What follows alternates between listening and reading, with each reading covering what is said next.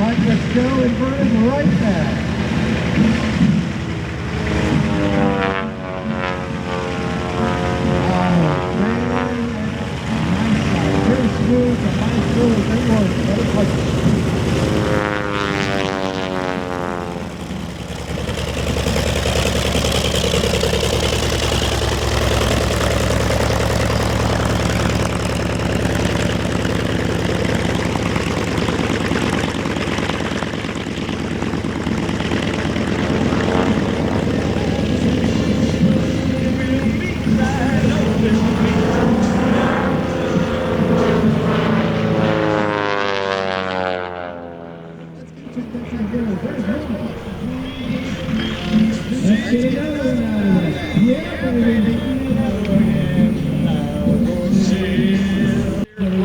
Back into service, the Air Force actually got it from the Navy. That's why this Air Force airplane does have a tail hook on it. And all these guys considered propeller World War I type fighter pilots. They flew close air support, and they were used as attack bombers, and they eventually were driven to the Vietnam or South Vietnamese Air Force, vacated. And here, my show is coming back, get ready.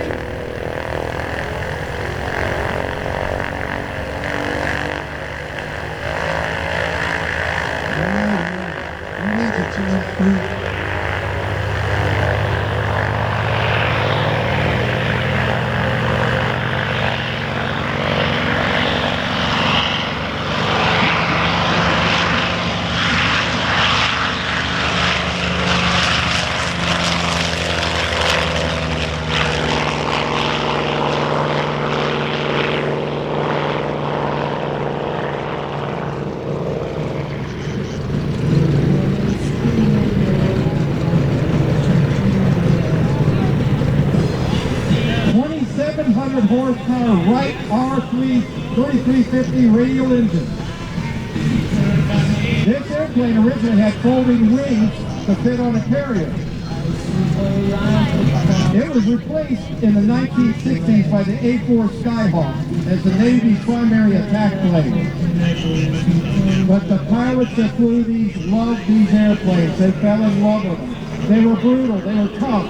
They could take ground fire, they could come back with holes in them and still bring the pilot back in one piece. The VC of North Vietnam used 12.7 millimeters arm fire, and most airplanes like this work 3,000 feet and below. T-38 as instructor and also flew the U-2 spy plane. He also flew the A-10, which is the ultimate ground attack plane, a jet, used in the Gulf War, the Desert War. Very effective. Fred is a veteran of Operation Desert Shield and Desert Storm. He flies multiple World War II bombers and fighters, trainers and fighters. He flies a P-51 Mustang, believe it or not. And he's a certified flight instructor. He's based out of South Haven, Michigan. He burned 160 gallons to get here, folks. That thing eats gas fast.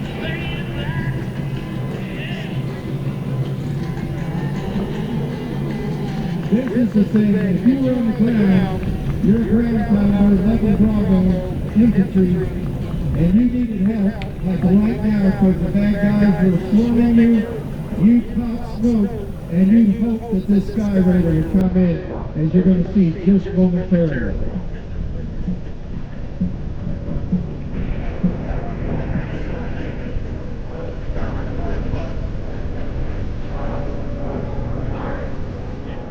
Yeah, they're facing enemy fire. You want this cruiser to show up and take care of business. Rocket 22, rocket 4.75, the thing that calls bombs, rockets, it had guns on it, machine guns. That's what the guys like. It was like a real funny thing. Here it comes.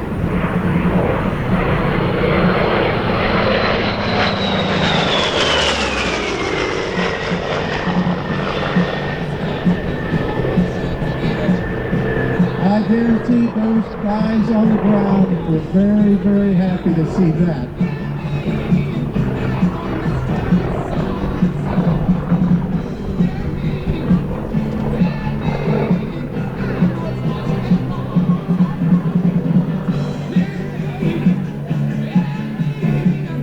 What's amazing is they built 3,200 of these and only a handful continue to fly. The Navy actually had a 4-place. This is a single-place airplane, but you could actually crawl in the bottom because the Navy used them as torpedo bombers at one point.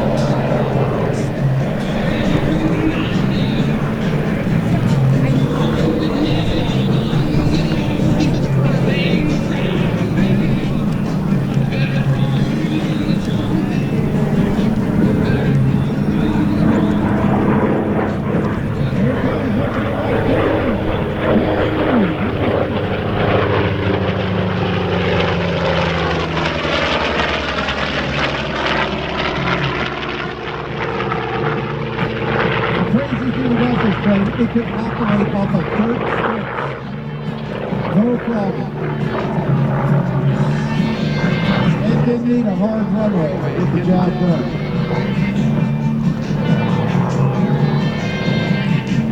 And it was the last tail dragger to be in combat. This is kind of a unique aircraft.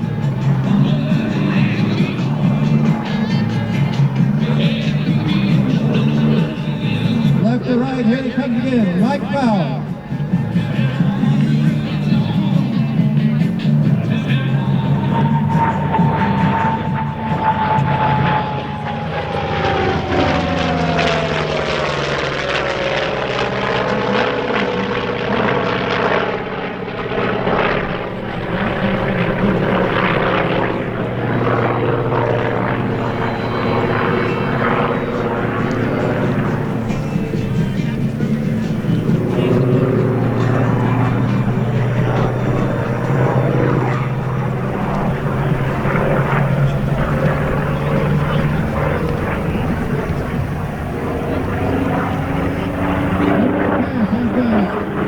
Very unique at the time. You've never seen it.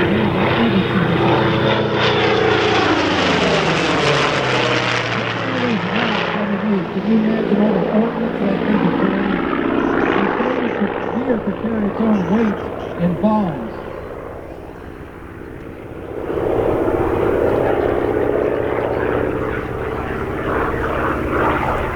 And look how tight he could keep it. That was another reason they loved it. That plane could be right on target and stay there.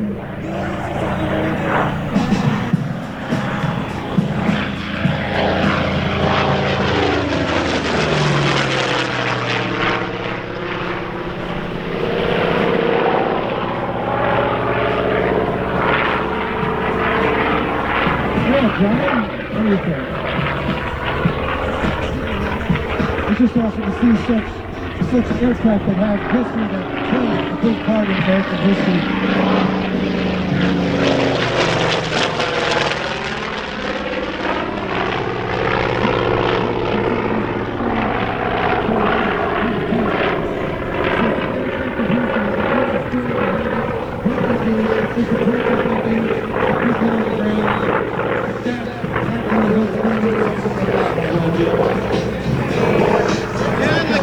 Together history, because history is one of those things that's very rarely taught, and that's what we're doing today. It's well overdue.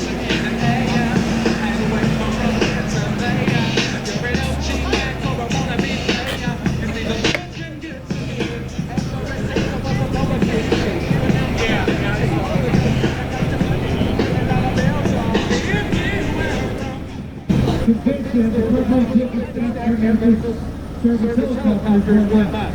With one helicopter single hospital contract in Colorado, he pledges his commitment to safety and outstanding patient care. The leading air ambulance provider in the United States is medical and communications specialist in the field. They set the standard in the air medical industry. Their mission is simple: move communities to health while maintaining the highest standard of safety, period. They were flying in a Bell 407. In 1993, began the development of the new light aircraft as a replacement for Model 206 series.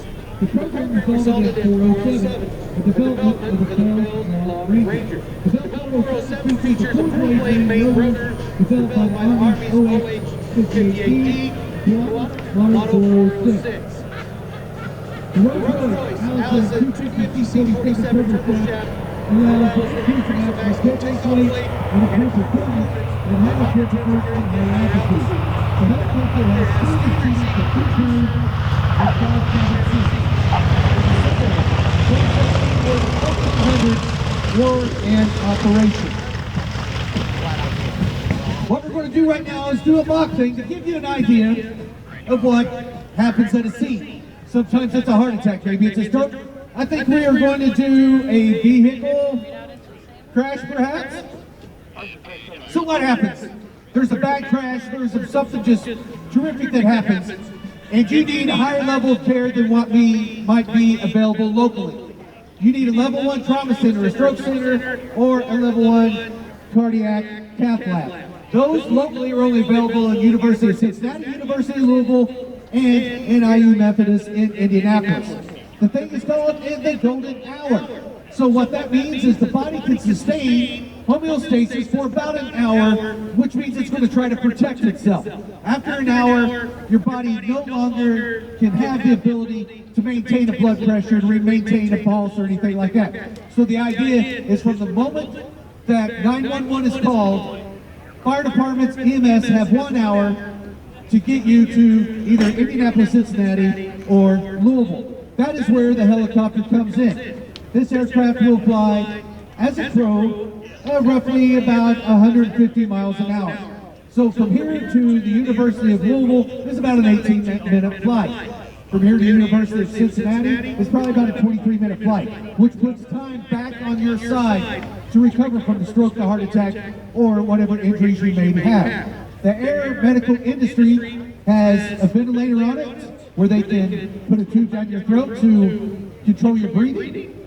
50 different medications to start your heart, stop your heart, speed it up, slow it down, control your blood pressure. They can raise your blood pressure, lower your blood pressure, or make it where you don't have a blood pressure. All air medical carry blood. If you're in a bad accident and you are losing lots of blood, they have whole blood that they can give you while en route, along with like TXA and other medications that will help the clotting process. So what they're going to do right now, just as soon as we clear this awesome aircraft that's going to taxi back, is we're going to set up a mock scenario. This is going to play out because the industry standard dictates that on a scene call, from the time the helicopter lands to the time it's up in the air, the idea is about 10 to 15 minutes. We want to put time back on your side. So they're going to land, they're going to have a quick interaction with EMS, they're going to give them some information that they need, and then they're going to load them in the aircraft, and then they will continue patient care during flight. They will start the blood during flight, and they will start IVs or IV pumps for medication, or if they have to RSI you, which means they can intubate you after they paralyze you, and then give you sedation and sedative. So all air medical has the ability to paralyze you, to intubate you. And check out, they're folding up the wings down there on the end. That is just an amazing sight to see those wings fold up. All right, here comes the Bell 407 with the next crew on board. They've set up an LC, so there's going to be a person armed